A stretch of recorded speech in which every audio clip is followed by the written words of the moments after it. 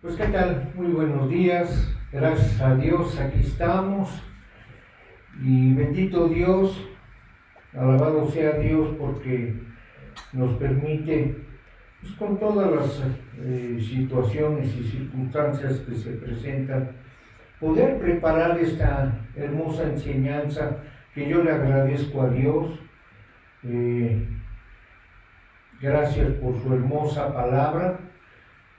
Dios tiene el enorme trabajo de trabajar en los corazones y para eso la mejor herramienta que ha diseñado es su palabra.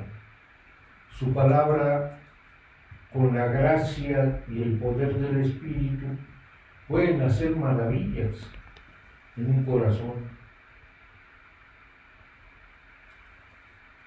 Esa es la parte del trabajo de Él. La nuestra es creerle, pero creerle de la manera que Dios sabe que debemos creer, no creerle como creemos. Valga el juego de palabras, ¿verdad? Sí. Pero ya me entenderás, el día de hoy esta enseñanza es muy importante en la vida del creyente, no del oyente. El oyente, tú lo ves, puede venir, va y viene y sigue igual, todo, no pasa nada. Eso es un oyente. El creyente hay una transformación, porque creyó. Por eso dice Dios, y al que cree, todo le es posible. Pero al que cree, no al que oye. Así que vamos a pedirle a Dios su favor, su gracia, para que podamos ser transformados por esta enseñanza con su poder y su gracia. Vamos a orar. Amado Padre, bendito Señor y Dios, te damos muchas gracias por este día. Gracias, Dios, por el amor tan grande que nos tienes. Sabemos, Señor, que estás trabajando en nuestras vidas y que lo estás haciendo con esta hermosa herramienta que es tu palabra, y cómo necesitamos creerla a tu parecer, no al nuestro, Señor. Ayúdanos a prestar atención, a estar atentos y a podernos concentrar en esto que tú nos estás enseñando. Ayúdanos, Dios, porque solo tú tienes palabras de vida. Te estamos pidiendo que tu Espíritu nos transforme a tu entera voluntad. Por Cristo Jesús nuestro Señor, te lo pedimos para la gloria tuya. Amén. Amén.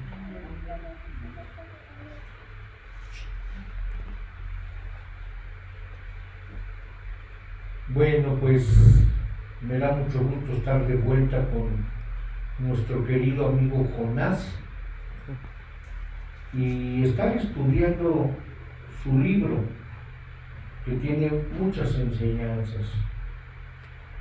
Son apenas 4 capítulos este libro pequeño, pero lleno de doctrina. Así que el día de hoy vamos a estar enfocados en algunos puntos doctrinales que son muy importantes para nosotros como iglesia.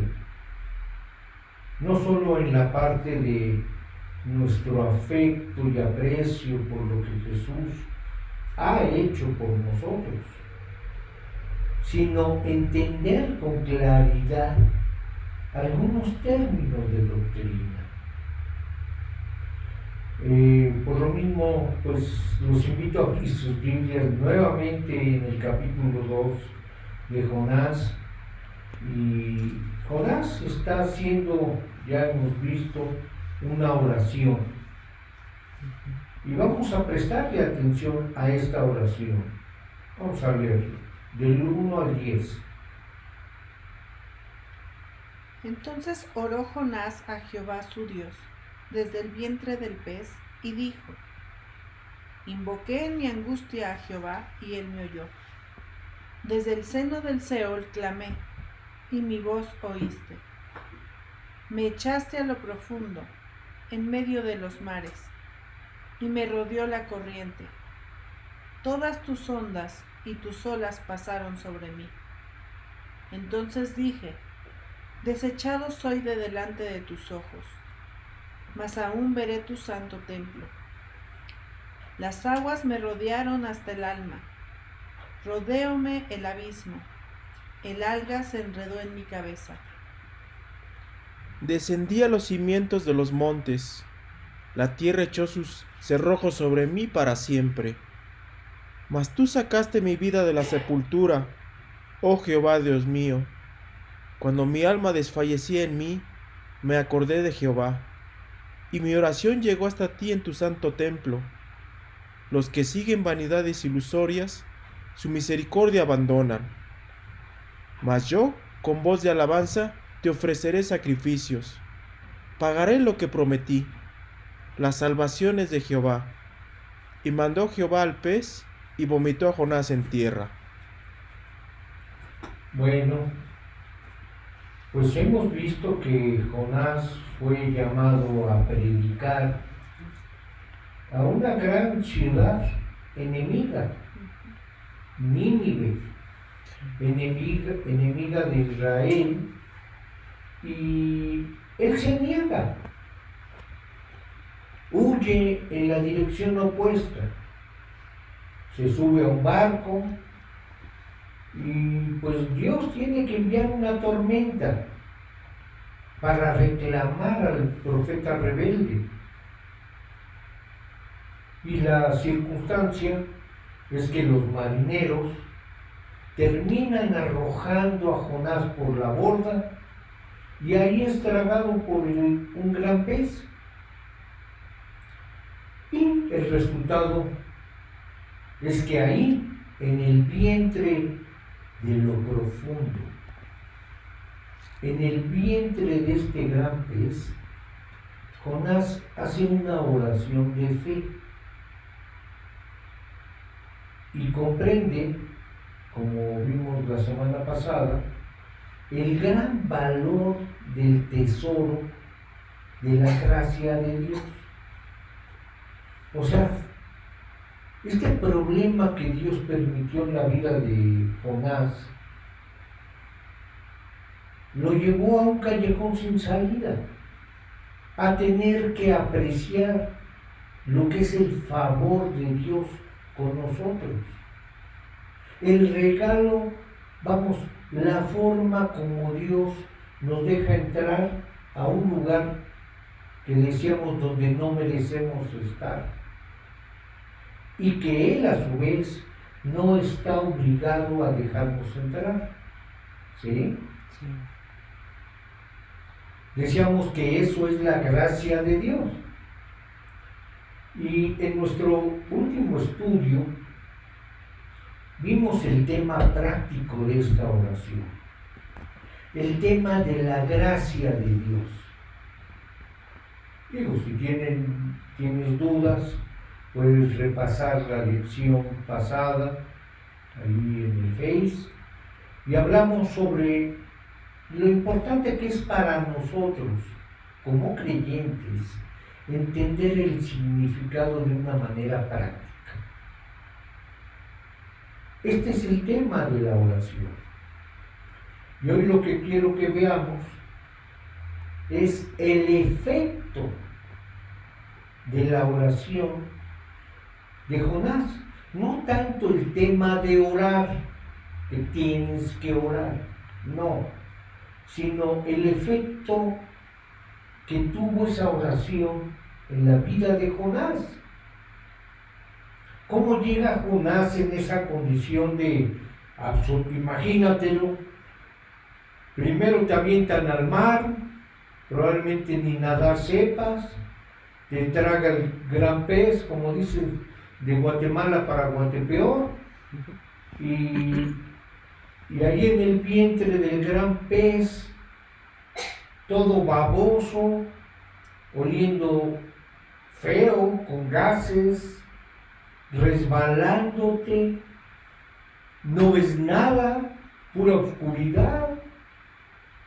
No, verdaderamente debió haber sido un gran tormento. Como lo son muchas veces nuestros problemas, ¿no es cierto? Que no encontramos ni salida. Vamos, ni pie ni cabeza le encontramos al asunto. Pues esa es la condición de la absoluta desesperación de Jonás, de terror.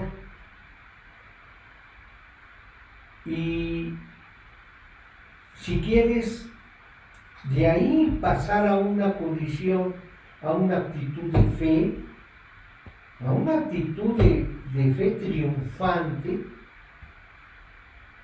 que se da al final de la oración. O sea, ahí hubo un milagro, ahí hubo todo un cambio que es importante analizar. Y aquí tenemos un hombre literalmente en el fondo, literalmente en el fondo. De hecho, cada versículo de la oración hace referencia a lo profundo que él se siente en su problema. Sí. Dice, desde el seno del Seol clamé, me echaste en lo profundo. Yo dije, soy echado de delante de tus ojos. Las aguas me rodearon, el abismo me rodeó, descendí a los fundamentos de los montes, mi vida desfallecía. Cuando tú dejas que estas imágenes fluyan en tu mente, tú claramente piensas en alguien que se sabe que se está ahogando, ¿no? Sí. Que sabe que se va a morir. Ponte en el lugar de este hombre. Inmediatamente identificas el lenguaje de Jonás con el lenguaje del terror, de saber no solo que te vas a morir, sino que estás muy lejos del lugar donde necesitas estar para sobrevivir. Desde otra perspectiva, no habría esperanza. El terror en esta escena es vívido. Y sin embargo, Jonás está representando algo que todos nosotros de una forma u otra hemos experimentado. Una condición espiritual deplorable. Estar en el fondo, literalmente. Una condición de estar sintiéndonos profundamente enterrados en nuestros problemas. Algunos de ustedes quizás están en esta situación actualmente, enterrados, lejos de lo que aspiran, lejos de donde necesitan o quisieran estar. Pareciera que no hay manera de salir de esta situación. Jonás estaba en esta condición y sin embargo, ante nuestros ojos, lo vemos comenzando a resurgir, a levantarse, a desafiar la gravedad en contra de todos los pronósticos. Verán, en las primeras frases de esta oración, en la primera etapa de su oración, él habla todo el tiempo de lo profundo. Sí. Pero a medida que avanza en la oración, en el versículo 6 él dice, mas tú sacaste mi vida de la sepultura. ¿Por qué? Habría que preguntarse ¿por qué? En el versículo 7 dice, Mi oración llegó hasta ti. Para los versículos 8 y 9 vemos a Jonás contento, con gozo y resolución. Se ha levantado de esa condición en la que estaba. Ahora te preguntas, ¿cómo pudo suceder esto? Digo, yo creo que cualquiera que quiere solución a su vida de problemas debiera preguntarse esto, ¿no crees? Sí. A nosotros nos gustaría decir, ¿cómo le hizo? ¿Cómo pudo suceder ese cambio? La respuesta es que lo que le permitió desafiar la gravedad de sus circunstancias, de sus emociones, de su condición, fue la fe. La fe. La fe que se levanta. La fe tomó el corazón de Jonás y lo sacó adelante. Alguien podría decir, me encantaría tener una fe como esta, ¿no? Bueno, no sé, tú a lo mejor estás durmiendo, pero a mí sí me gustaría. Sí. O decir, ojalá pudiera yo creer en Dios así, como Él.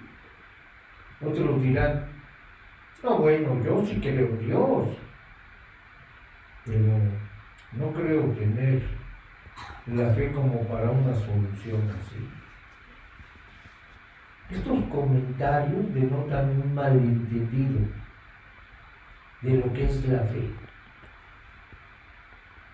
¿Tú crees acaso que la fe es como un don atlético o un talento? Como alguien que puede cantar bellamente y dices, ojalá pudiera yo cantar así, pero no puedo. O ves a una persona que puede correr muy rápido y dices, no hombre, ojalá yo pudiera correr así de rápido, pero no puedo. ¿Crees acaso que la fe es así? ¿Un talento? ¿Una cualidad? Bueno, pues estás equivocado. La fe no es ningún talento. La fe es ser controlado por las promesas de Dios en lugar de tus propias impresiones. Lo repito, ojo, para los que les interesa, no se me duerman. Voy a pasar al frente a los que se duerman para que les avienten un zapatazo cuando lo vean, ¿verdad? La fe, ojo, es ser controlado por las promesas de Dios en lugar de tus propias impresiones. ¿Captas? Sí. Si leemos lo que Jonás hace, si miramos los efectos de fe de esta oración que él hace, aprendemos cómo también tú y yo podemos enfrentar nuestras diversas problemáticas y podemos encontrar esa fe que actúa. Ojo, fe que actúa en nuestro corazón y le permite a Dios actuar en nuestro entorno. Aquí estamos viendo cómo cambió todo el escenario de drama cambió. Bueno, hasta le dijo, ¿dónde quiere su parada? La ballena. Sí. Y ahí lo dejó. Y salir a través de las olas, de las corrientes, a tierra seca. ¡Wow! Y si miramos a Jonás, veremos que la fe que él ejerció, ojo, la llevó a cabo en 3 etapas. 3. Vamos a dividir nuestro estudio en 3 puntos. Punto número 1, Él clama. Es lo que está haciendo en la primera parte de su oración. Él clama. Lo primero que vamos a ver que Él hace es que clama. Luego, punto número 2, Él razona. Él razona, empieza a pensar. Y finalmente, punto 3, Él se compromete con Dios. Dios arranca un compromiso de su corazón. Por eso los 3 pasos que vamos a ver en esta oración.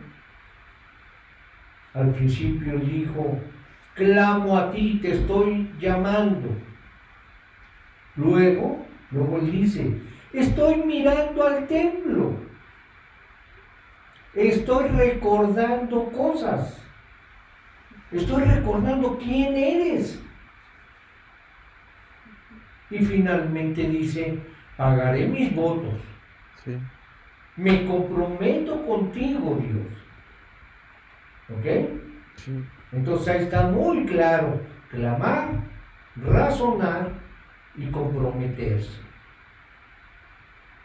Digo, la persona que no quiere hacer esto, no quiere salir de sus drogas, no tiene fe, no quiere tenerla. Bueno, vamos a ver los 3 puntos. Empecemos con clamar. ¿Lo ves al principio de la oración? Él dice, invoqué en mi angustia a Jehová, desde el seno del Seol clamé. ¿Cuál es el primer paso de la fe? Entonces, Clamar. clamar. Exacto. Invocar a Dios. Clamas a Dios. Porque el primer paso de la fe no es decir, me pregunto si acaso hay un Dios. No. Lo siento, ese no será nunca el primer paso. El primer paso de fe es decir, oh Dios, estás ahí, muéstrame tu gloria, te quiero ver. Verán, en el primer paso de la fe es que tienes que empezar a buscar a Dios. Tienes que buscarlo a Él. Tienes que hablar con Él, tomar una decisión y extender tu mano hacia Él. Quizá en la oscuridad de tu problema, sin ver ni entender nada. Te ponía el ejemplo de Jonás. ¿Qué veía él dentro del pez? Nada. Nada. ¿Algo agradable? No. No. Puro desagradable. Pero no veía nada. Resbalándose cada rato entre cosas que olían mal, gelatinosas. ¡Wow! ¡Qué escenario!, ¿no? Sí. Peor el problema. Bueno, yo creo que aquí nunca te han tragado así, ¿verdad? Escucha, buscar a Dios significa que lo primero que tienes que hacer, ojo, es dudar de tus ideas preconcebidas. Hablo de gente que incluso quizás nunca se ha acercado a Dios de una manera salvadora, que él simplemente le está buscando el sentido a la vida. Pero si tú quieres encontrar la fe que transforma, la fe que cambia en realidad a la persona que tiene esa fe, y que además Dios puede premiar, como es el caso de Jonás, pues lo primero que tienes que hacer es dudar de tus ideas preconcebidas. Mira, todos llegamos a Cristo, a esta búsqueda espiritual, llenos de ideas torcidas. Pero si tú sigues dejando que esas ideas se queden ahí, tú nunca vas a encontrar esta fe ni a Dios. Esas ideas las vamos acumulando con el tiempo de vivir sin Dios en el mundo. Eso es lo que vemos. A veces te medio funciona o crees que te funcionó porque no pudiste ver que era Dios cuidándote y guardándote, porque no tenías la fe para ello y creíste en ti. Entonces, esas cosas están ahí como chunches en un cuartito y tú las sigues guardando, ¿no? Pensando que sirven, cuando no te has dado cuenta que son un estorbo para creer en Dios. Hace 8 días hablábamos de los ídolos falsos. Todas aquellas cosas en las que tú has puesto antes que a Dios. Eso hay que echarlo fuera. Las ideas preconcebidas son eso. Si algún día pensaste que te funcionaron, hoy que estás enfrente a un Dios real y verdadero, al único, es el momento de echarlo fuera. Sabes, a lo largo de la historia del mundo, varias mentes de las más grandes y brillantes han abrazado el cristianismo como verdad completa. Incluso en los últimos años, la filosofía y la ciencia han llegado a la conclusión y han dicho realmente nuestras disciplinas no pueden explicar verdaderamente de dónde viene el universo, con toda la ciencia y tecnología que es mucha. Y más aún si tú quieres descubrir por qué debes dudar de tus ideas. Y que tienes que buscar a Dios y mirar en la fe a Dios. Tú tienes que entender y decir, ok, si este libro, la Biblia, es verdad, si la Biblia dice que de entrada yo no voy a querer creer en él, si esto es cierto, que el Dios de la Biblia es real, si es cierto que Él es el Señor absoluto y exige una obediencia absoluta, si es verdad que yo soy un pecador y que no quiero darle mi obediencia, entonces voy a querer encontrar todo tipo de excusas para escapar de su obediencia. ¿Captas? Y si la Biblia es cierta, si la fe cristiana es cierta, créeme que yo voy a tener toda la razón para dudar de mis ideas. De mis ideas. Por lo tanto, el hecho de que yo no crea la Biblia, no debería yo confiar en eso. Cuando se tienen ideas preconcebidas, cualesquiera, están esas contra Dios. Y mientras las conserves, tú no puedes creer en Dios.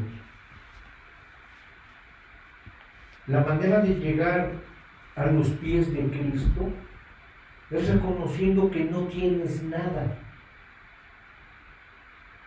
que simplemente la misericordia de Dios, a pesar de tus ideas, te guardó, a pesar de tus necedades y de ser como eres y creer en lo que creías, Dios te guardó para el día del encuentro con Él. Por eso el ejemplo de Jesús, de aquel de la perla de gran precio, ¿no? Que dice que fue y vendió todo lo que tenía, desechó todas sus ideas, vendió, echó fuera lo que él creía poseer para comprar únicamente esa perla de gran precio. Si no haces así con Jesús, tú no tienes la fe que requieres, que tu alma requiere para salvarse.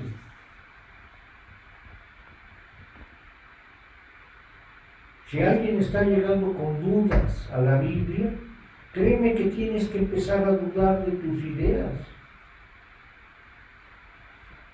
Yo le doy gracias a Dios el día que yo fui al lugar en donde escuché el Evangelio por primera vez hace más de 30 y tantos años. Yo recuerdo mi pensamiento antes de entrar. Yo le decía a mi esposa, voy a ver qué clase de hierbas son estas. O sea, iba, yo diría, ligeramente escéptico, ¿no? No se me olvida, yo iba así. Hasta le dije, espérate, porque no, yo no voy a arriesgar nada, voy a ver yo porque soy el gran juez, ¿no? ¿No? ¿O no? Y sí, así entré. Pero bendito Dios, haz de cuenta que entré en el vientre del pez. Porque ahí fui transformado. Empecé a escuchar la palabra de Dios.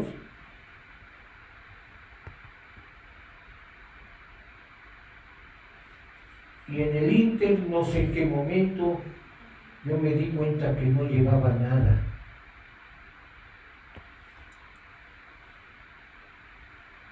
Y cuando me compartieron las 5 verdades, yo tuve que reconocer que era un pecador, que no tenía con qué salvarme, que era un inútil espiritual. De lugar ahora le doy gracias a Dios, porque me convenció y me vi así.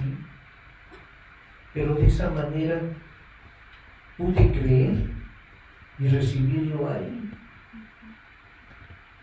No se puede de otra forma. Ese es el principio para que Dios pueda actuar en tu vida.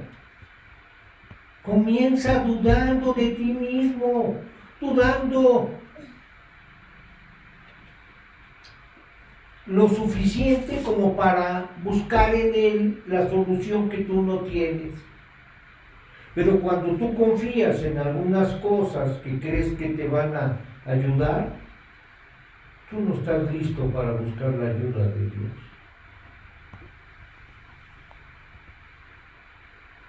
Y cualquiera puede hacer esto.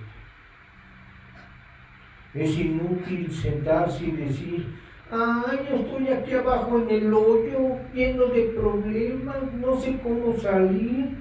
Ojalá pudiera creer en Dios, pero no puedo. Pues si esperas que la fe simplemente brote o te caiga del techo como un meteorito, esperas en vano. Escuchen, por favor, deben dudar de sus propias ideas lo suficiente como para buscarlo, para buscar en él la solución. La Biblia lo dice, buscad a Dios mientras puede ser hallado, en Isaías. Llamarle en tanto que está cercano. En Jeremías dice, y me buscaréis y me hallaréis, porque me buscaréis de todo vuestro corazón. Así se tiene que hacer, con todo el corazón, no guardando esas chunches que tú creíste, que tú hiciste, que te ayudaron, esas basura, ídolos, estorbos. Jesús en el Sermón del Monte, él dijo, buscad y hallaréis. Algunos de ustedes dudarán de todo, excepto de sus ideas propias. Te pregunto si eso es justo. Yo creo que no. ¿De qué te ha servido todas esas cosas? Que las tienes guardadas como tesoros, que son tu confianza. Yo sigo escuchando gente que dice, no, pues yo no quiero estar mal, yo no siento que estoy mal. Amigo, no se siente. Cuando uno no tiene relación con Dios, está muerto espiritualmente. Un muerto que siente. Nada. Bueno, yo todavía no me muero. Yo creo que nada, ¿verdad? Entonces olvídate de sentir, no se debe sentir, lo espiritual no se siente. Como se comienza en la vida cristiana es creyendo en el que lo puede todo, porque tú no lo puedes nada. Pero este mundo enseña al revés. Sí se puede. Sí se puede ir al infierno. Eso que ni qué. Sigue creyendo en ti o en cosas. Para confiar en Dios, lo acabamos de ver, dice, porque me buscaréis de todo vuestro corazón. O sea, ese corazón tiene que estar vacío de chunches, de ídolos. ¿Captas? Sí. Sí. Hasta que no estés dispuesto a ver que lo único honesto es dudar de tus ideas preconcebidas, no puedes dar ese primer paso de fe. Dios, necesito ser enseñado por ti, porque yo creía saber. El primer paso de la fe es clamar, es gritarle a Dios y decirle, Dios, muéstrame tu gloria. Empieza a trabajar en mi corazón. Y aquí hay algo para aquellos que podrían decir, yo ya conozco a Cristo, yo tengo una relación establecida con Dios. Bueno, amigo, todavía podemos aprender muchísimo. Jonás dice, lo invoqué en mi angustia, oré en mis problemas. ¿Cómo me recuerda Jonás? A Job, ¿no? Cuando lees el libro de Job, después de ver a Job todo el tiempo quejándose y maldiciendo el día en que nació y cuestionando la sabiduría de Dios y el poder de Dios, cuando tú llegas al final del libro de Job, después de todo esto, Dios viene, ¿no? Pero viene y elogia la fe de Job. ¡Wow! Si lo has leído, llegas al final y dices, no entiendo. ¿Se la pasó quejando? Sí. Y Dios elogia y todavía le dice a los otros, más vale que le pidan disculpas a Job y que le digan que ore por ustedes.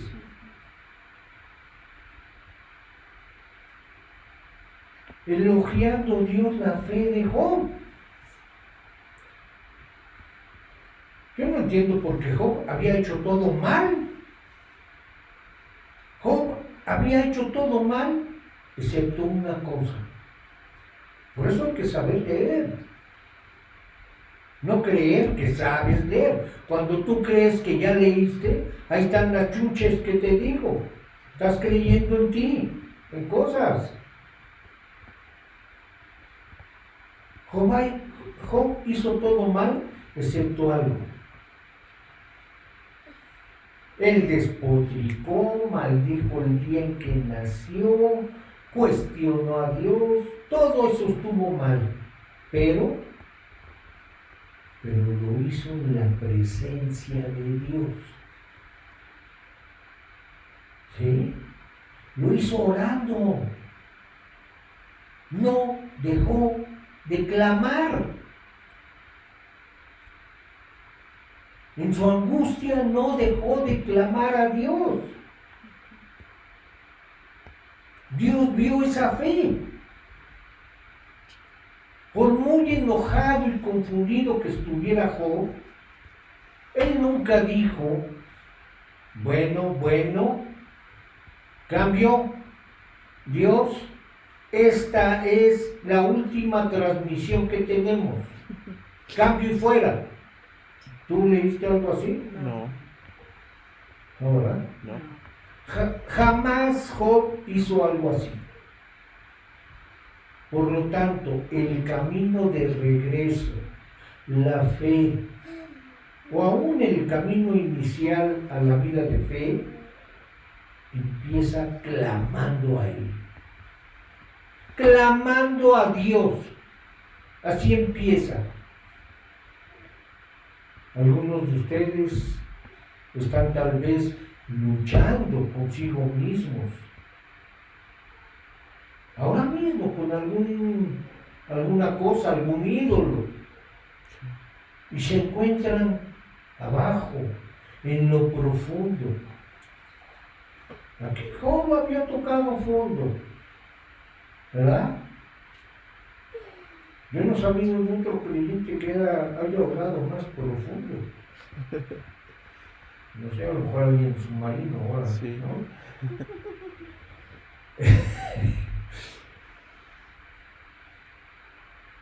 Quizás son creyentes, están luchando y pueden pensar que están luchando con Dios, pero ¿saben? Pueden pasar mucho tiempo sufriendo y luchando. Pero si están clamando, de repente darse cuenta que no han estado hablando con Dios, no han estado tratando con Él cara a cara, como lo hizo Job. Han estado preocupándose, sí, pero no es lo mismo. Eso de ojalá Dios me solucionara, ojalá Dios arreglara tal cosa, de eso a Dios, aquí estoy, y voltear y buscar su mirada hasta que responda. Si no estás recibiendo algún tipo de beneficio en tu método de acercarse a Dios, duda de tu método, duda de eso. Ese es el primer paso de la fe, clamar, buscando a Dios. Y esto fue lo que hizo Jonás. Bueno, la segunda fase de esta oración de fe, que transforma, y aquí vamos a tener que pensar, espero no causar ningún derrame cerebral. Jonás empieza a razonar, ¿no? Sí. Es hora de estrenar aquello, ¿no? Y si vemos la sección después del versículo 4, verás la frase, mas aún veré tu santo templo. Sí. Al principio él está diciendo, clamo, invoco, te digo Dios. Y en medio comienza a decir, veo. ¿No? Sí. En el versículo 7 dice, me acordé de Jehová. Por andar viendo el templo. Esas palabras significan contemplar, razonar, meditar.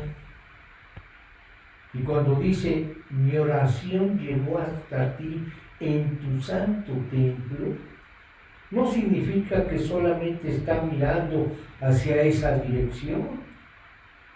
Recordemos que Jonás iba en sentido contrario. Qué increíble que ahí dentro del pez ahora está volteando hacia el santo templo. En su corazón está recordando qué significa el templo. Lo importante del templo es qué significa, qué simboliza. Él en su corazón estaba volteando a Jerusalén, pero estaba pensando no tanto en la dirección física, sino en qué representa el templo. Él dice, estoy recordando, estoy pensando, me acordé de ti porque estoy razonando. Ahora él ya no solo clama, empieza a pensar. Y lo que piensa está 2 veces en los versículos 4 y 7. Eso es lo que empieza a fortalecer su fe. Y comienza a desarrollarse porque él está mirando el templo. Y mirar al templo, lo que él está haciendo al mirar, es pensar en el Evangelio. Porque el templo es una ayuda visual de la salvación. El templo es una ayuda gráfica de todo el proyecto de salvación de Dios al hombre.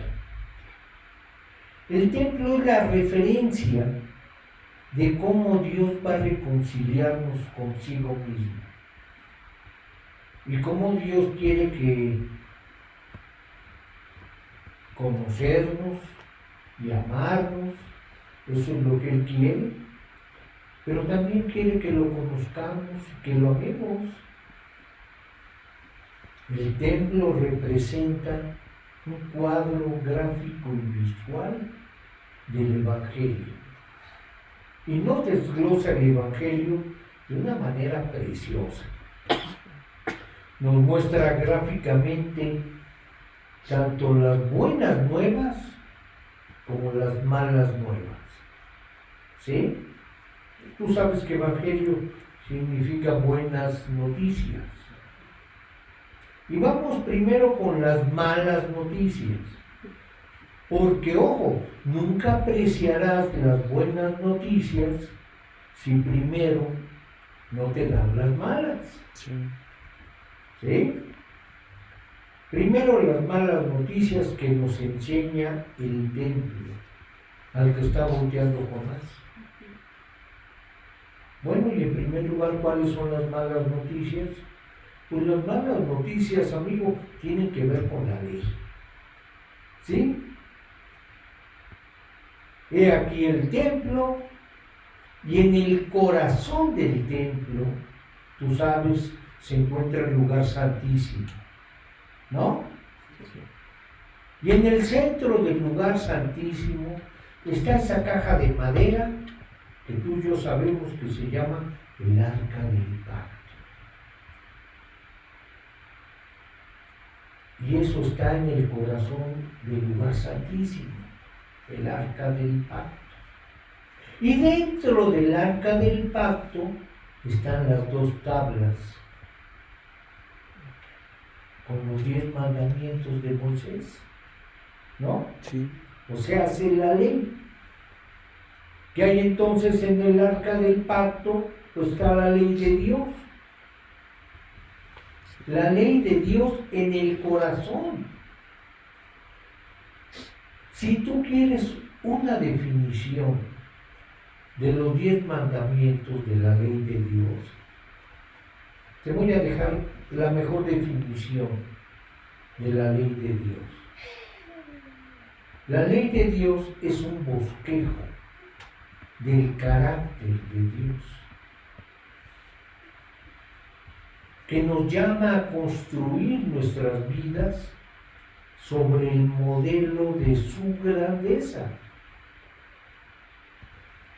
Otra vez, la ley de Dios, los 10 mandamientos, es un bosquejo del carácter de Dios, que nos llama a ti y a mí a construir nuestras vidas sobre este modelo de grandeza, de su grandeza. Nadie créeme que en su sano juicio negará que la ley requiere de nosotros lo que todos nosotros en lo más profundo de nuestro ser anhelamos.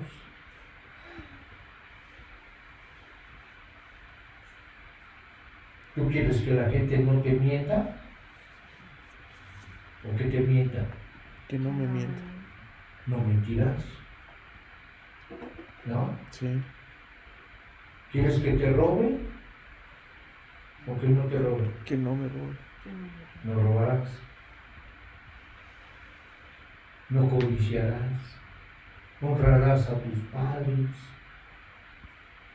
Todos en el fondo sabemos y anhelamos vivir de acuerdo a este carácter.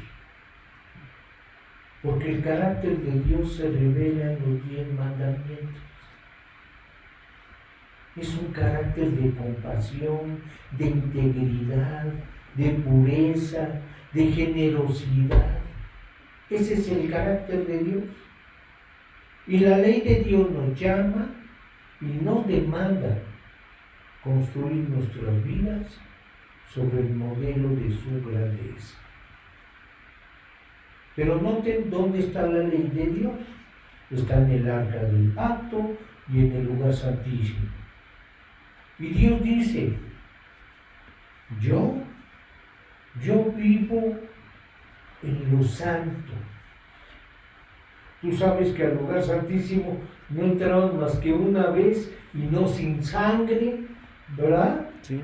Por los pecados del propio sumo sacerdote y luego del pueblo, para poder entrar a ese lugar santo. Y ahí dice Dios, yo vivo en lo santo, yo soy santo, santo, santo. Yo vivo en el lugar de la santidad. Y si tú quieres hablar conmigo, si tú quieres relacionarte conmigo, solo se puede si escuchas lo que veremos el próximo domingo. Y no solo lo escucha, lo vive.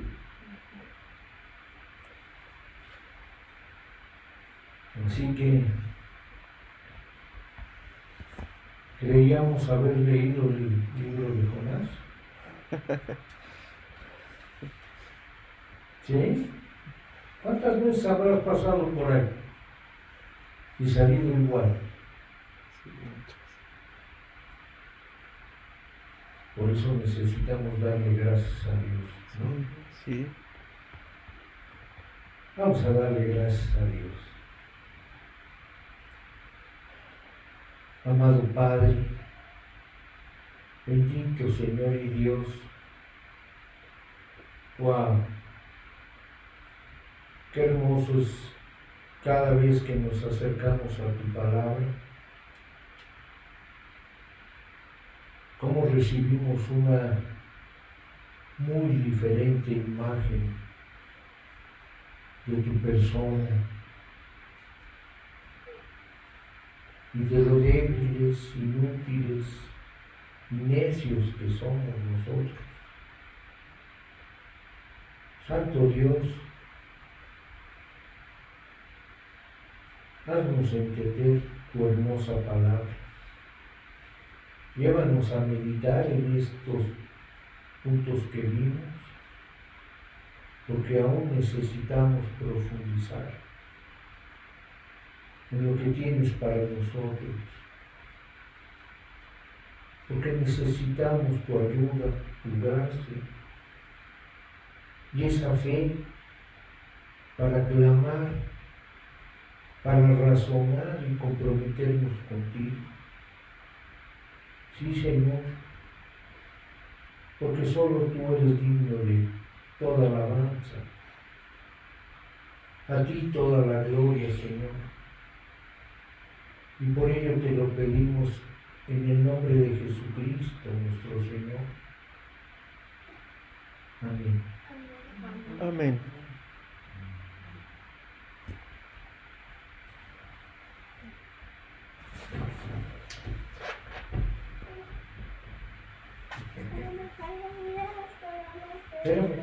Espérame tantito. Ahorita nos vamos al recreo. Bueno, pues gracias a Dios ahí está, y si es necesario, páselo y repáselo, porque créanme que parte de esas ideas equivocadas es que con una vez ya estuvo.